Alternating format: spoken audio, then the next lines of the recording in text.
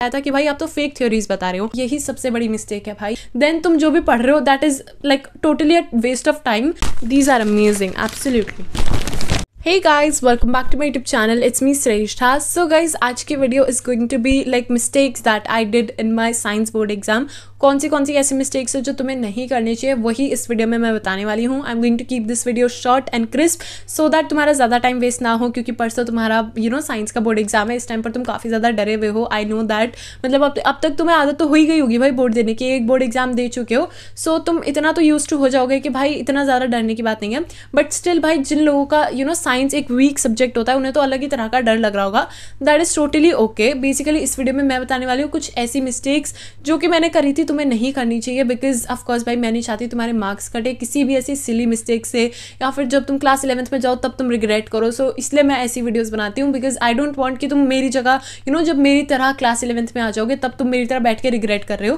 That is Y. तो सबसे पहले यार देखो, मेरा क्या होता था, सैम्पल पेपर्स ना मैं सिर्फ 1 या 2 सॉल्व करके जाती थी। यही सबसे बड़ी मिस्टेक है भाई। सैम्पल पेपर्स 1 या 2 मत करो, जितने सैम्पल पेपर्स तुम अटेम्प्ट कर सकते हो करो। अब देखो भाई, सैम्पल पेपर्स अटेम्प्ट करने का एक प्लस पॉइंट क्या होता है, तुम्हें एक आइडिया मिल जाता है कि भाई कौन सा टॉपिक कितना इंपॉर्टेंट है, किस टॉपिक पर कितना ध्यान देना है। अब तुम भाई देखो रटे जा रहे हो, सारी चीज़ें रटे जा रहे हो एंड तुम्हें यही नहीं पता कि कौन सा टॉपिक इंपॉर्टेंट है। देन तुम जो भी पढ़ रहे हो that is like totally a waste of time. So इसलिए मैं कहती हूँ कि please you have to make sure जब भी पढ़ने बैठो उससे पहले देखो कि उस चैप्टर का, उस बुक का, उस सब्जेक्ट के इंपॉर्टेंट टॉपिक्स क्या हैं। यू टॉपिक कितना इंपॉर्टेंट है, ये बात जानना काफ़ी ज़्यादा इंपॉर्टेंट हो जाता है किसी भी एग्जाम में तुम जा रहे हो। साइंस, मैथ्स, एसएसटी, इन तीनों के लिए बहुत ज़्यादा इंपॉर्टेंट टिप है।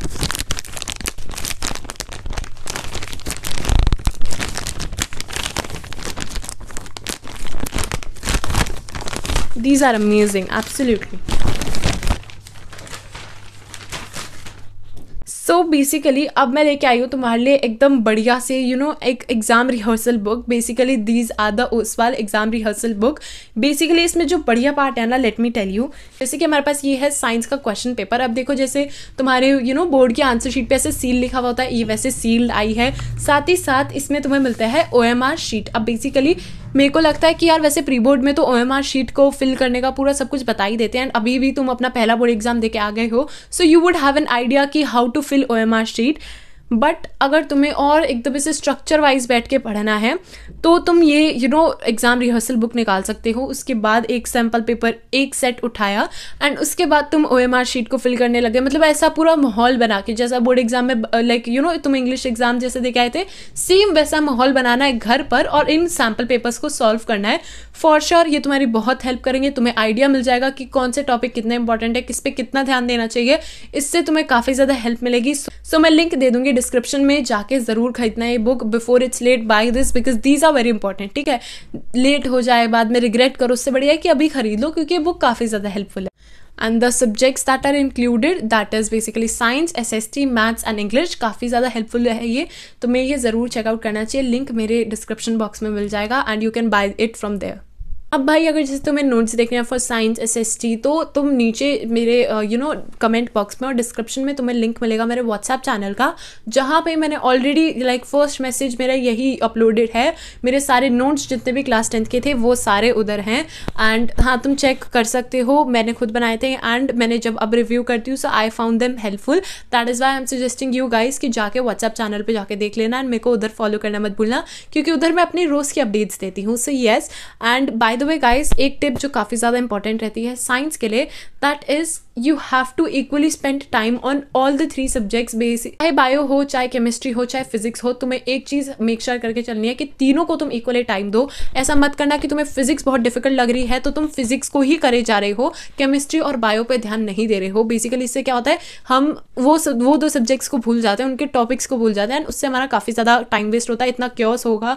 उससे बढ़िया है कि तुम इक्वली टाइम मैनेज करके चलो एंड लेट मी नो कि तुम किस एजुकेटर से पढ़ने वाले हो इन दीज 2-3 डेज। मतलब अभी तो एक ही दिन बचा है, बट लेट मी नो कि तुम किस एजुकेटर से पढ़ने वाले हो। अब एक चीज़ मैं सजेस्ट फिर से करना चाहूँगी, मैंने एक वीडियो भी बनाई थी यार पिछली, जिसमें मैंने स्ट्रैटेजीज वगैरह शेयर करी थी। उस पर मेरे पास एक कमेंट आया था कि भाई आप तो फेक थ्योरीज बता रहे हो। बेसिकली मैंने उसी टाइम उस कमेंट का रिप्लाई करा था कि भाई देखो, ये जो भी टिप्स मैंने बताई है वो मेरी खुद की मैंने खुद एक्सपीरियंस करके टिप्स बनाई है, मेरे पास्ट एक्सपीरियंस से टिप्स बनाई है। That is why I am suggesting. अब क्या होता है यार, ज़रूरी नहीं है कि सबको प्रशांत सर से ही समझ आ रहा है, और ज़रूरी ऐसा भी नहीं है कि सबको अलग सर से समझ आ रहा है। दैट इज़ वाई जिनकी अंडरस्टैंडिंग से, जिनकी टीचिंग से तुम्हें समझ आता है, तुम्हें उनको फॉलो करना चाहिए। इसलिए मैं कहती हूँ ऐसा नहीं है भाई जहाँ पे बहुत ज़्यादा भीड़ जा रही है तुम भी उधर चल दो, नहीं। लेट्स बी वेरी ऑनेस्ट, जिस टीचर से तुम्हें समझ आ रहा है उनसे पढ़ो। ऐसा नहीं है कि भीड़ कहाँ जा रही है हम भी भीड़ में जाएंगे, नहीं जाना भाई भीड़ में। तुम्हें जिससे समझ आ रहा है उस टीचर को फॉलो करो, एंड मेक श्योर कि जिस टीचर को तुमने पकड़ा है एंड तक, साइंस का बोर्ड एग्जाम खत्म ना होना तब तक उसी टीचर का हाथ पकड़ के रहना है। You have to be sure कि भाई मतलब एक भरोसा करना है टीचर पर, क्योंकि भाई ऑफ कोर्स वो टीचर काफ़ी ज़्यादा पढ़े हुए होंगे, they have a lot of experience, तो उन्हें काफ़ी अच्छे से पता होगा कि कौन से टॉपिक्स तुम्हारे बोर्ड एग्जाम के लिए इंपॉर्टेंट है, एंड उस हिसाब से उन्होंने तुम्हें प्रिपेयर करा होगा। सो इसलिए मैं कहती हूँ कि ऐसा ज़रूरी नहीं है कि सब बच्चों को एक ही एजुकेटर से समझ आएगा, नहीं भाई, किसी और को किसी और से समझ आ जाएगा, and that is totally okay. इसमें कोई ऐसे ऑफेंड होने की बात नहीं है, क्योंकि पिछला कमेंट मेरे पास लाइक ऐसा ऑफेंसिव कमेंट आया था, भाई इसमें कुछ ऑफेंड होने की जरूरत नहीं है। किसी बच्चों को किसी और टीचर से समझ आ सकता है, ज़रूरी नहीं है सबको एक ही टीचर से समझ आए। सो प्लीज़ ये अपने दिमाग में ऐसी थ्योरीज मत बनाओ कि भाई एक ही टीचर है उन्हीं से हमें समझ आएगा, नहीं। बहुत सारे एजुकेटर्स हैं साइंस के लिए यूट्यूब पर, सो सबकी अलग अलग अंडरस्टैंडिंग हो सकती है यार। अब आई नो मैं थोड़ी सी सीरियस हो गई थी, बिकॉज यार ये कमेंट मेरे को पिछले 2-3 दिन से ऐसे माइंड में ऐसे हो रहा था कि भाई प्लीज़ तू इस कमेंट का रिप्लाई कर, क्योंकि यार बाकी लोग मेरे वीडियो देखे तो उनको ऐसा ना लगे कि भाई ये फेक थ्योरीज बता रही है। दैट इज़ वाई अब बेसिकली मैं बताती हूँ कि तुम्हें क्या बेस्ट स्टेप फॉलो करनी चाहिए। बेसिकली मैंने जैसे कि बताया था, फिजिक्स के लिए you have to solve as much numericals as you can. So numericals को प्रैक्टिस करना काफ़ी ज़्यादा इंपॉर्टेंट है, रे डायग्राम्स वगैरह प्रैक्टिस करना बहुत ज़्यादा ज़रूरी है। केमिस्ट्री के लिए बेसिकली जो भी तुम्हारे चैप्टर्स हैं उनका एक फ्लो चार्ट ज़रूर बनाना, क्योंकि इन दी एंड जब तुम अपना एग्जाम देने जा रहे हो उससे पहले फटाफट से फ्लो चार्ट से पढ़ लिया। इट इज़ वेरी इंपॉर्टेंट कि तुम फ्लो चार्ट बनाओ इन केमिस्ट्री एंड बायो, क्योंकि यार काफ़ी ज़्यादा हेल्प करता है for the last minute revision. मतलब एक रात पहले भी तुम खोल के पढ़ोगे तो तुम्हें समझ आ जाए, इसलिए I am saying flow chart बनाओ, शॉर्ट नोट्स काइंड ऑफ बनाओ, एंड ट्राई करना कि वो तुम खुद अपने हाथ से बनाओ, किसी और के नोट्स या फिर किसी और के ऐसे शॉर्ट नोट्स वगैरह ट्राई करना कि तुम खुद करो, ठीक है। क्योंकि क्या होता है भाई, जब हम खुद हाथ से लिख के देखते हैं ना तो हमें काफ़ी ज़्यादा आदत हो जाती है, लाइक हमारे दिमाग में वो चीज़ बैठ जाती है। इसलिए आई एम सेइंग कि अगर तुम खुद लिखोगे तो काफ़ी ज़्यादा कन्वीनियंट रहेगा। Okay, so guys, I wanted to keep this video short and crisp because your exam is just a day after, so I don't want कि ज़्यादा लंबी video बनाऊँ. So yes guys, that is it for the today's video, and I hope you guys enjoyed watching today's video. If you really did so, then do not forget to like, share, comment, and also do subscribe to my channel because it really motivates me a lot to make these types of new videos. हम मिलेंगे हमारी next video में, तब तक के लिए take care and bye bye. Also do let me know कि next video किस topic पर बनानी चाहिए, क्या topic होना चाहिए, so comment me down and we'll meet in our next video. Bye bye.